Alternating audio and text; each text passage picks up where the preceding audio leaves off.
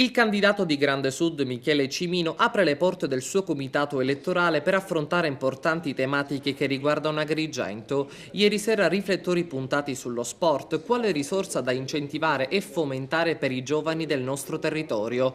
Ospite d'onore Guglielmo Miccichè, fratello del candidato a presidente della regione Gianfranco, vicepresidente del Palermo Calcio, che ha parlato di come sia necessaria una forte ed inesauribile energia tesa a spronare i giovani. Oggi la Serie B, come dicevamo prima, è frequentata da squadre e da città sicuramente inferiori ad Agrigento, quindi una onesta programmazione, un gruppo imprenditoriale che possa portare in avanti l'Agrigento sarebbe un gran successo per tutta la città. Non c'è dubbio che oggi il calcio è un motivo di grande sviluppo, questo è fuori di dubbio.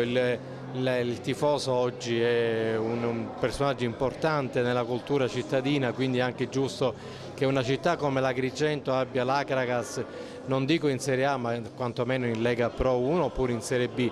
Il Palermo Calcio oggi è in Serie A perché è venuto un imprenditore friulano dopo 32 anni di anonimato e l'ha portato in Serie A. Non c'è dubbio che ci vogliono delle finanze private. A moderare l'incontro è il nostro Gaetano Ravanà, nel corso del quale sono emersi anche problemi che in questo periodo sta attraversando l'Acragas a causa della mancanza dello stadio. Gli sforzi che abbiamo fatto fino ad ora finalmente domenica finiranno perché, come tutti sappiamo, rientreremo allo stadio Seneto a giocare appunto all'interno del nostro stadio. Quindi io questa giornata l'attendiamo da tanto tempo perché è stato veramente un peregrinare in tutti gli stadi della provincia, gli allenamenti a Palma di Montechiaro e le partite a Raffadali, poi siamo stati ad allenarci al Villaggio Mosè alla Pinetina, quindi sono, come dire, dei disguidi che una squadra di calcio non dovrebbe avere. Io volevo anche ricordare, a proposito dell'incontro di questa sera, che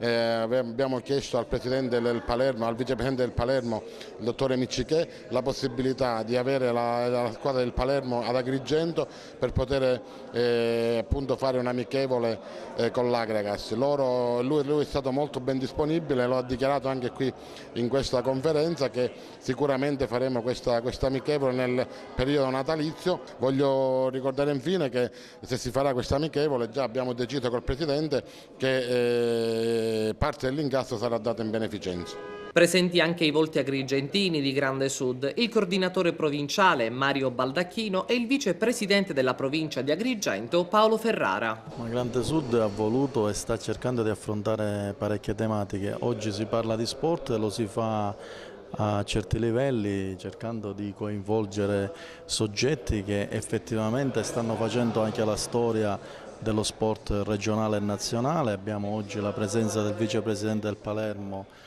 dottore Miccichè, abbiamo il presidente dell'Acragas, abbiamo l'addetto stampa dell'Icata, abbiamo soggetti che possono in maniera autorevole parlare di sport. Allora, purtroppo le strutture che noi abbiamo sportive sono estremamente carenti e questo fa anche allontanare i giovani dallo sport perché non riescono a trovare dove poter mettere e esprimere le proprie qualità.